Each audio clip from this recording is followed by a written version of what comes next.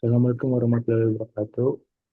Yang terhormat Dr. Lego Waspodo, SMSI APTA, dan Rona Majid, SMAK, sebagai dosen mengaku mata kuliah analisis laporan keuangan. Pada kesempatan kali ini kami kelompok satu akan mempresentasikan hasil diskusi kami mengenai analisis komparatif kinerja keuangan pada PT Apex Ini Pertama Duta TBK dan PT Radian Utama TBK melalui pendapatan analisis rasio, dupan, break-even, arus kas, tenaga kerja tahun 2023 dan 2024. Next.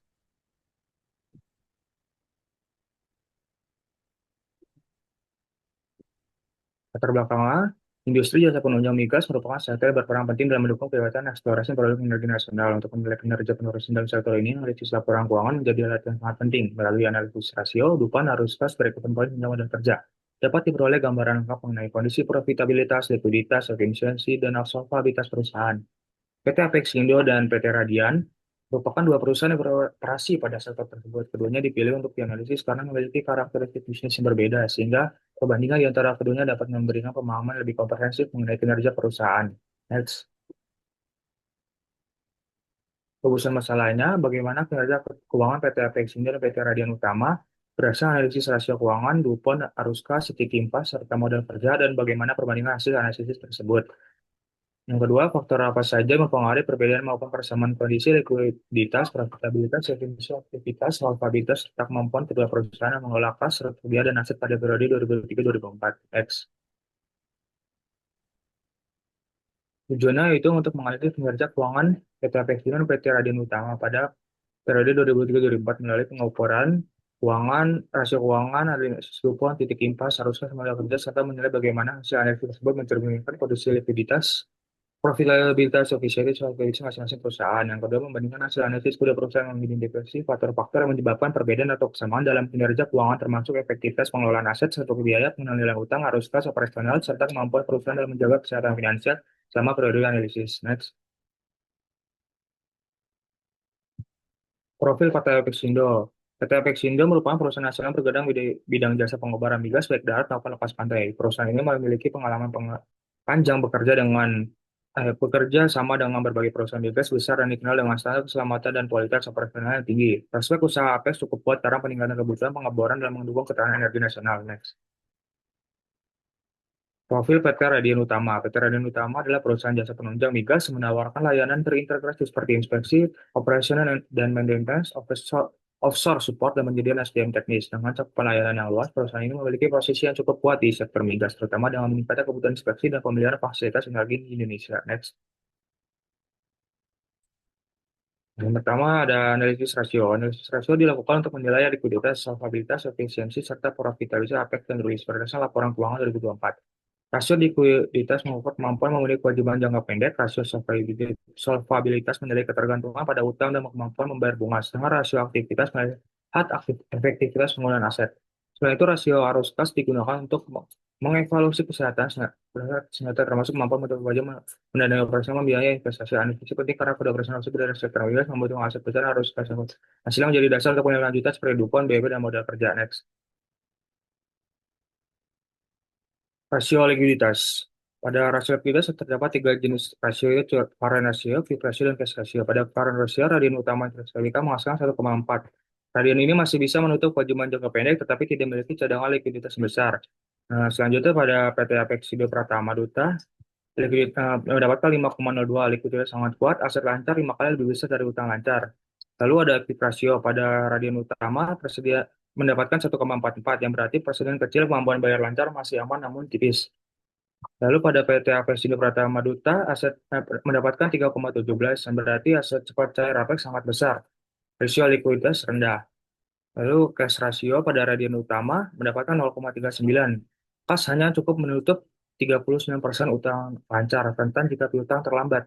Lalu pada PT Avesindo Pratama mendapatkan 0,84 atau 84%. Kas sangat kuat, mampu menutup 84% utangnya. Selanjutnya akan dijelaskan oleh rekan saya. Selanjutnya masuk ke rasio aktivitas. Di rasio aktivitas kita ada empat jenis rasio. Yang pertama ada inventory turnover. PT Radian Utama menghasilkan 129,48 kali yang menjelaskan tentang persediaan berputar sangat cepat. Kemudian pada Apexindo Pratama menghasilkan 2,50 yang berarti berputar lambat karena persediaan alat berat bernilai tinggi. Kemudian collection period, Radian Utama menghasilkan 127 hari yang menjelaskan tentang penagihan piutang lambatnya itu kurang dari 4 bulan. Kemudian di Apexindo menghasilkan 58 hari, yaitu menjelaskan tentang penagihan cepat dan arus kas lebih lancar. Kemudian fixed asset turnover pada PT Radian menghasilkan 10,39 yang menjelaskan tentang aset sangat produktif. Kemudian di Apexindo menghasilkan 0,49 yang berarti menjelaskan tentang aset besar tetapi tidak banyak mencetak pendapatan. Kemudian total aset turnover pada PT Radian Utama menghasilkan 1,53 yang berarti efisiensi menghasilkan penjualan dari total aset. Kemudian pada Apexindo menghasilkan 0,34 berarti efisiensi rendah karena aset besar tetapi pendapatannya kecil. Lanjut ke rasio leverage, ada 5 jenis rasio. Yang pertama ada debt to total asset. Pada PT Radian Utama menghasilkan 0,60, yang berarti 60% aset dibiayai utang dan risikonya sedang.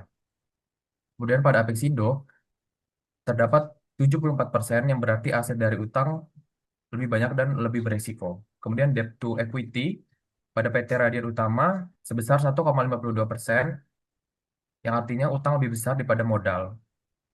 Kemudian pada Apexindo Pratama menghasilkan 2,84 yang berarti utang hampir 3 kali modal sama dengan leverage-nya lebih tinggi. Kemudian time interest earned pada PT Radian menghasilkan 1,43 yang berarti mampu membayar bunga tetapi marginnya tipis. Kemudian pada PT Apexindo 1,16 yang berarti mampu bayar bunga tetapi jauh lebih tipis margin keamanannya. Kemudian fixed charge coverage pada PT Radian 1,08 yang berarti hampir tidak ada ruang aman, sangat rawan jika pendapatannya turun. Kemudian pada PT Apexindo menghasilkan 3,03 yang berarti sangat kuat menutup biaya tetap. Asumsinya sewa sama dengan nol.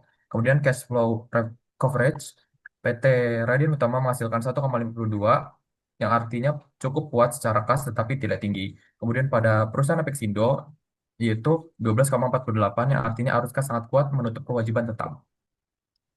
Selanjutnya analisis DuPont. Analisis DuPont ini digunakan untuk melihat apa yang membentuk ROE dengan memecahnya menjadi 3 komponen. Yang pertama net profit margin, total asset turnover, dan equity multiplier. Metode ini membantu menilai apakah ROE dipengaruhi oleh profitabilitas, efisiensi penggunaan aset, atau leverage. Dalam penelitian ini, DuPont diterapkan pada Apex dan RUIS untuk mengetahui kualitas kinerja keuangan masing-masing. Hasil DuPont menunjukkan apakah ROE perusahaan berasal dari kekuatan operasional atau dari penggunaan utang yang tinggi. Dengan demikian, analisis ini memberikan penggambaran tentang kualitas, stabilitas, dan keberlanjutan perusahaan, bukan hanya sebagai besarnya laba. Berikut adalah hasil analisis DuPont pada perusahaan Apexindo Pratama Duta. Kemudian, berikut adalah analisis DuPont pada perusahaan Radian Utama Interexpo.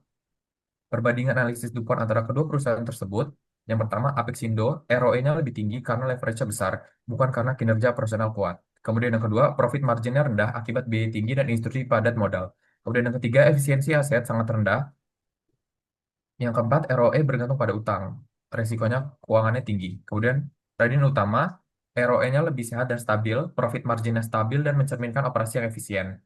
Efisiensi asetnya sangat tinggi, kemudian leverage moderat, ROE-nya tidak bergantung pada utang. Kesimpulan dari analisis DuPont kedua perusahaan ini adalah Apex, ROE-nya terbentuk oleh utang, kualitas rendah, dan risiko tinggi. Kalau Radian Utama, ROE-nya terbentuk dari efisiensi aset dan struktur modal yang sehat. Selanjutnya, analisis break-even point. Analisis BEP digunakan untuk menentukan tingkat penjualan minimum agar perusahaan tidak mengalami rugi maupun laba. Metode ini memisahkan biaya tetap dan biaya variabel untuk melihat hubungan antara biaya, volume, dan pendapatan. BEP penting bagi Apex dan RUIS karena keduanya memiliki biaya tetap besar dan operasional bersifat proyek jangka panjang. Melalui BEP, perusahaan dapat mengetahui apakah pendapatan yang dicapai sudah cukup menutupi seluruh biaya operasional.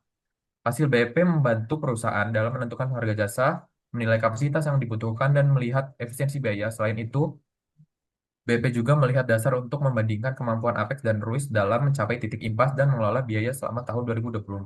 Selanjutnya akan dijelaskan oleh teman saya.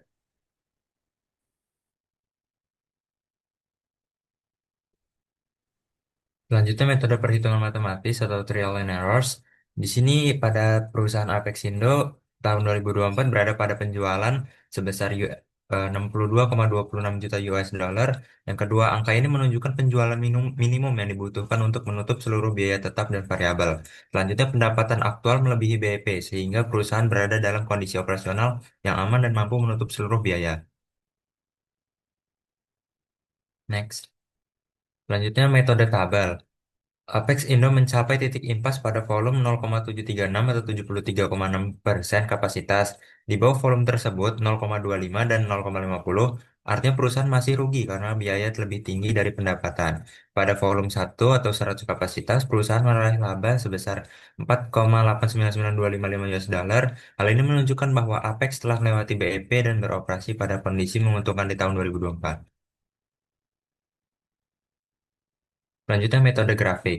Pada garis biaya tetap mendatar karena tidak berubah saat volume meningkat. Total biaya naik mengikuti bertambahnya volume, biaya variabel ditambah biaya tetap. Selanjutnya pendapatan meningkat secara linear sesuai volume penjualan. Titik perpotongan total pendapatan dan total biaya berada pada BEP sekitar 7,36 atau 73,6%. Di bawah BEP perusahaan mengalami rugi, di atas BEP perusahaan mulai memperoleh laba. Lanjutnya perhitungan matematis dan atau trial and errors pada perusahaan Radian Utama. BEP Ruis berada pada penjualan sekitar 1,25 triliun, yang artinya angka ini menunjukkan penjualan minimum untuk menutup seluruh biaya tetap dan variabel.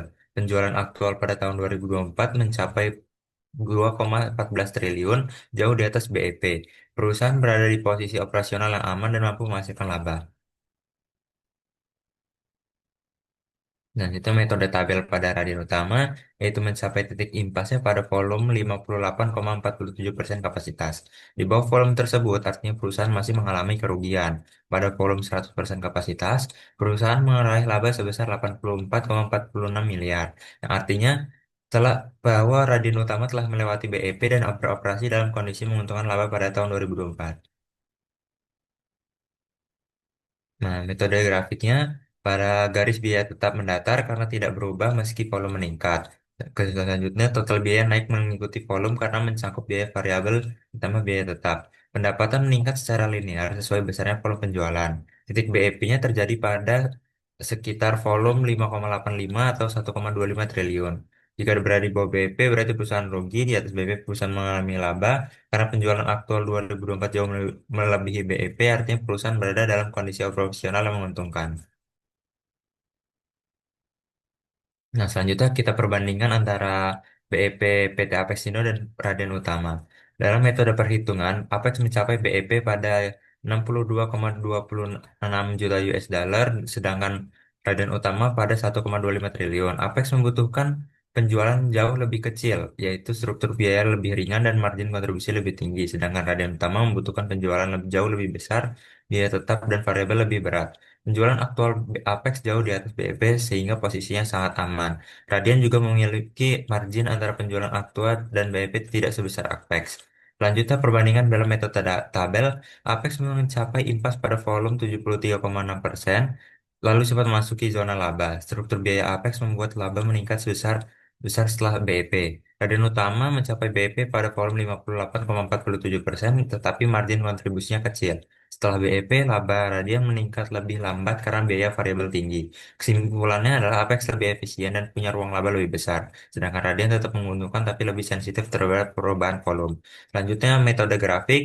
Grafik Apex menunjukkan pendapatan menjauh cepat dari total biaya setelah BEP, laba naik signifikan dari suku kecil. Sedangkan grafik Radian menunjukkan jarak pendapatan, biaya lebih sempit, laba naik lambat, dan sensitif terhadap perubahan volume. Secara visual, Apex memiliki struktur biaya lebih efisien dan fleksibilitas laba lebih besar. Radian membutuhkan volume tinggi untuk memperkuat profitabilitas jangka panjang. Lanjutnya dijelaskan oleh rekan saya.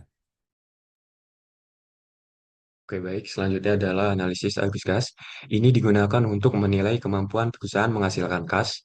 Untuk yang pertama, membiayai operasi. Yang kedua, membayar kewajiban jangka pendek dan panjang. Yang ketiga, yaitu menutup beban bunga. Yang keempat, memenuhi kebutuhan investasi. Oleh karena itu, rasio arus kas ini dapat menunjukkan likuiditas, solvabilitas, dan kesehatan pendanaan perusahaan secara lebih nyata. Next. Bisa kita lihat pada tabel ini. Yang pertama itu ada cash ratio. Apex menunjukkan setiap satu kewajiban lancanya itu membutuhkan 0,84 kas, sedangkan PT Gadian ini hanya memiliki 0,13. Apex jauh lebih liquid. Nah, yang kedua ada CKB. Apex menunjukkan mampu menutupi beban bunganya 6,29 kali lipat, sangat aman, sedangkan Gadian ini hanya 0,24, menunjukkan kas operasional tidak cukup menutupi bunga. Yang ketiga ada CKHL. Apex menunjukkan mampu menutupi 70% hutang lancanya, sedangkan Gadian hanya 13%. Yang keempat ada Gasio PM. Apex hanya menghabiskan 10% kasnya, artinya bebannya investasinya kecil. Sedangkan Gadiannya ini 3 kali lipat kas operasionalnya, menunjukkan investasi sangat besar sehingga berpotensi membebani kas. Yang kelima, rasio total hutang. Apex hanya dibiayai hutang sebesar 4% dari asetnya, sedangkan Gadian dibiayai hutang sebesar 60%. Yang keenam ada CAD. Keduanya mampu menutupi kewajiban keuangannya menggunakan kas, tetapi Gadian memiliki angka sedikit lebih tinggi. Next. Selanjutnya adalah analisis modal kerja. Ini memiliki tujuan untuk menilai kemampuan perusahaan mendanai operasi jangka pendek menggunakan aset lancar. Next.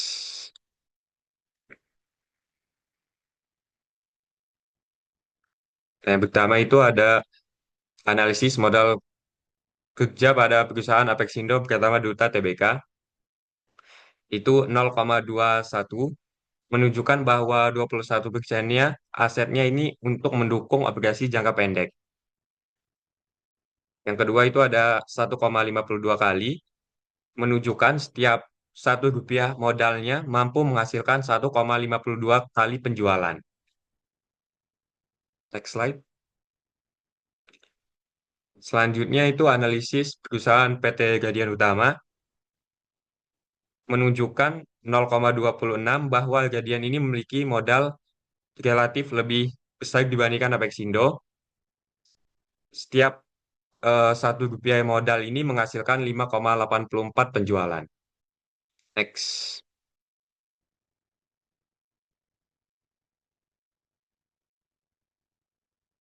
Bandingkan analisis modal kerja antara PT Apexindo Duta dengan PT Gadian Utama. Apexindo memiliki rasio modal kerja terhadap total aset sebesar 21,11%, sedangkan Gadian 26,12%.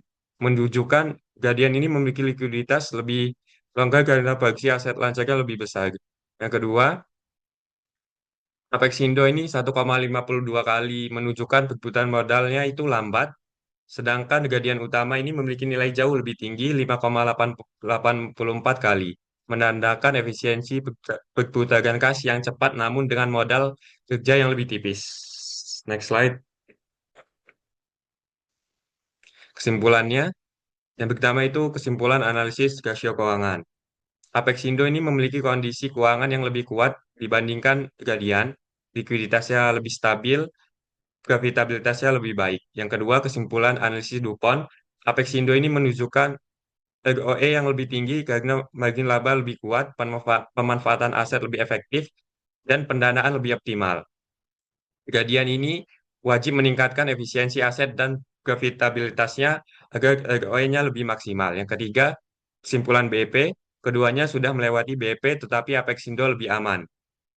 Yang keempat, kesimpulan analisis modal kerja, Gadian paling efisiensi dalam memutar modal kerja tetapi beresikonya lebih tinggi.